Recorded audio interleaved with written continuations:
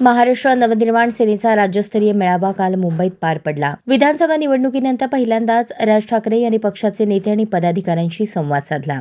यावेळी बोलताना राज यांनी विधानसभेच्या निकालावर शंका उपस्थित केली. याचे उदाहरण देताना त्यांनी मनसेचे पराभूत आमदार राजू पाटील यांच्या गावामध्येच त्यांना 0 मतदान झाल्याचा दावा केला. मात्र आता शिवसेना शिंदे गटाच्या पदाधिकाऱ्यांनी राज यांचा हा दावा खोडून काढला आहे. मनसेच्या मुंबईतील मेळाव्यात बोलताना राज यांनी राजू पाटील यांच्या मतदारसंघाचा उल्लेख केला. राजू पाटील यांचे एक गाव आहे, पाटलांचेच गाव आहे, तिथे त्यांनाच मतदान होते.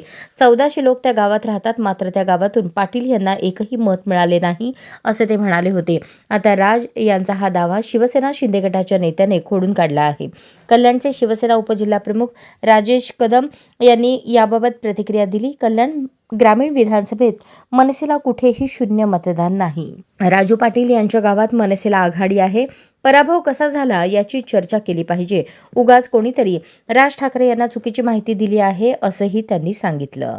अशाच नवनवीन अपडेटसाठी जनता राज्य न्यूज चॅनलला सबस्क्राईब करा, लाईक करा आणि शेअर करायला विसरू नका.